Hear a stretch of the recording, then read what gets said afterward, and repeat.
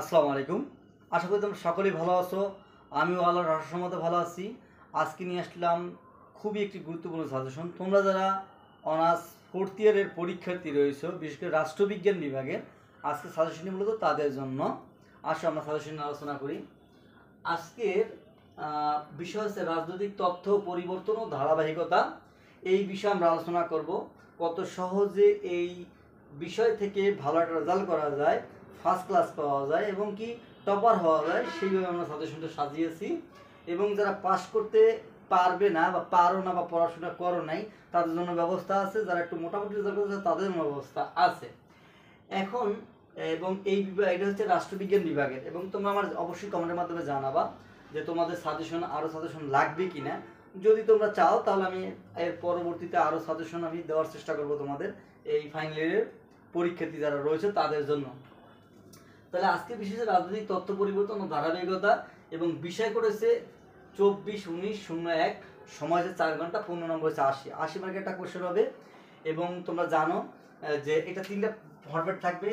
এ পার্টে তোমার থাকবে যে হলো 12টি কোশ্চেন, যেখান থেকে লিখতে হবে তোমার 10টি, 10 নম্বর। বি পার্ট যেখান থেকে তোমার কোশ্চেন থাকবে 8টি, লিখতে হবে তোমার 5টি, যেখান থেকে 20 মার্কস। এবং সি পার্ট যেখান থেকে 8টি কোশ্চেন থাকবে, লিখতে হবে 5টি, 50 নম্বর। অর্থাৎ 5টি লিখতে হবে। এর নম্বর হচ্ছে তোমার 10, এর মার্কস হয়েছে 20 এবং এর মার্কস হয়েছে তোমার 50। এই 80 মার্কের কোশ্চেন হবে। কিভাবে এখান থেকে তোমরা প্রিপারেশন নেবে সেটা আমি বলে দিচ্ছি। দেখো, আমি প্রথমে যে রেখেছি, প্রথম অধ্যায় রাজনৈতিক তথ্য অর্থ মাস্ট পড়তে হবে। দ্বিতীয় অধ্যায় ক্ষমতা কর্তৃত্ব বৈধতা মাস্ট পড়তেই হবে।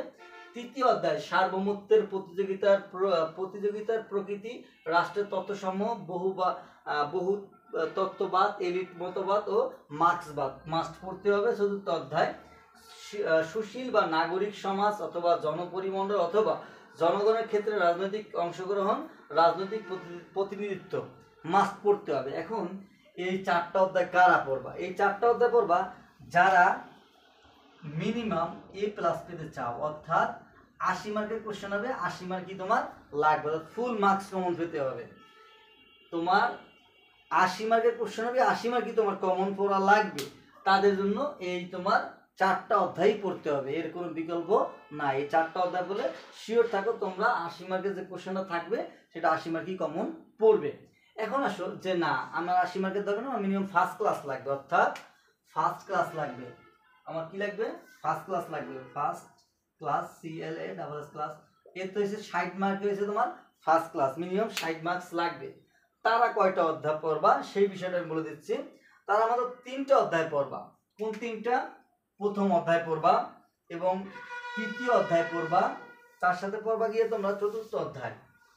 এই 3টা অধ্যায় যদি তোমরা পড়ো, খুব ভালোভাবে পড়াশোনা করতে পারো। 3টা অধ্যায় কোনটা? প্রথম অধ্যায় রাজনৈতিক তথ্য অর্থ মাস্ট। তৃতীয় অধ্যায় সার্বভৌমত্বের প্রতিযোগিতার প্রকৃতি, রাষ্ট্রের তত্ত্বসমূহ, বহু মতবাদ, এলিট মতবাদ ও মার্ক্সবাদ মাস্ট। এবং চতুর্থ অধ্যায় সুশীল বা নাগরিক সমাজ, জনপরিমণ্ডল অথবা জনগণের ক্ষেত্রে রাজনৈতিক অংশগ্রহণ, রাজনৈতিক প্রতিনিধিত্ব। এই 3টা অধ্যায় যারা খুব ভালোভাবে পড়াশোনা করে যাইতে পারবা হলে, শিওর থাকো তোমাদের ফার্স্ট ক্লাস পাওয়ার জন্য যে মার্কস লাগবে, কমন পাইতে হবে ন্যূনতম 60, তা 100% শিওর থাকো কমন পড়বে। যদি কমন না পড়ে তার দায়ভার আমি নেব। পরীক্ষা শেষে প্রশ্ন ভালোভাবে মিলিয়ে অবশ্যই আমাকে জানাবে, তাহলে আমি তার অবশ্যই ফিডব্যাক দেওয়ার চেষ্টা করব। এবং এর আগে পরে আমার যে সাজেশনগুলো আছে তা কিন্তু 100% কমন পড়ছে।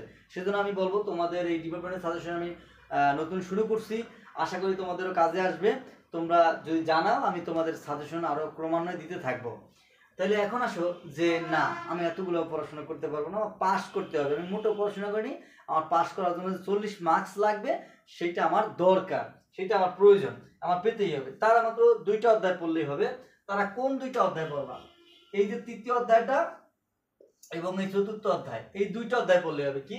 তৃতীয় অধ্যায় সার্বভৌমত্ব প্রতিযোগিতার প্রকৃতি, রাষ্ট্রের তত্ত্বসমূহ, বহুমতবাদ, এলিট মতবাদ ও মার্ক্সবাদ। এবং চতুর্থ অধ্যায় সুশীল বা নাগরিক সমাজ অথবা জনপরিমণ্ডল অথবা জনগণের ক্ষেত্রে রাজনৈতিক অংশগ্রহণ, রাজনৈতিক প্রতিনিধিত্ব। এই যে 2টা অধ্যায়, এই 2টা অধ্যায় যদি তোমরা খুব ভালোভাবে পড়াশোনা করে যাইতে পারো, তাহলে পাস করার জন্য যে 40 মার্কস লাগবে, পাস করার জন্য যে 40 মার্কস লাগবে, তা 100% শিওর থাকো অবশ্যই কমন পাবা। যে 40 নম্বর লাগবে তা 100% শিওর থাকো কমন পাবা। যদি কমন না পাও তারপর আমাকে জানাইও যে কমন পাইনি। এখন হচ্ছে যে তোমরা আমি যেভাবেই এই সাজেশনটা তোমাকে বললাম এইভাবেই পড়াশোনা করো, ভালো রেজাল্ট করতে পারবো। তোমাদের যতটুকু সময় আছে ততটুকু সময়ের মধ্যে যদি প্রিপারেশন নাও 100% শিওর থাকো খুব ভালো একটা রেজাল্ট করতে পারবা। এখন আসো, তোমরা যারা এই চ্যানেলের মাধ্যমে এবং পেজের মাধ্যমে আমার ভিডিওটি দেখতেছো প্রত্যেকে স্বাগত জানাচ্ছি, এবং সেই সাথে বলবো তোমাদেরকে চ্যানেলটাকে অবশ্যই সাবস্ক্রাইব করে রাখবা এবং বেল বাটন অবশ্যই বাজিয়ে দেবা, একটা লাইক দিয়ে রাখবা, এবং তোমার পাশের যে বন্ধুটা আছে তার কাছে অবশ্যই শেয়ারের মাধ্যমে পৌঁছাই দাও। কারণ তুমি মনে করো একটা মিস করছো, তুমি পারো না, তোমার পাশের বন্ধুটাও পারে না, তাহলে কিন্তু তুমি হলে কিছুই পারলা না। সেজন্য তোমরা মিলে পড়াশোনা করার চেষ্টা করো, 100% শিওর থাকো খুব ভালো একটা রেজাল্ট করতে পারবা। এবং তোমরা যারা আমার পেজের মাধ্যমে দেখবা, আমার একটা পেজ আছে ইন্দাদুস কোচিং, ইন্দাদুস কোচিং EMDADULS ইন্দাদুস কোচিং, অর্থাৎ COACHIN কোচিং।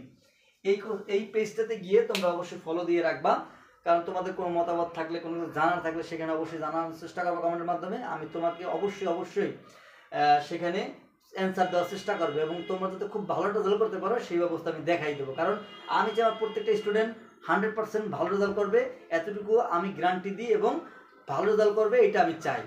আশা করি তোমার সাজেশনটা বুঝাইতে পারছি। খোদা হাফেজ, ভালো থাকো।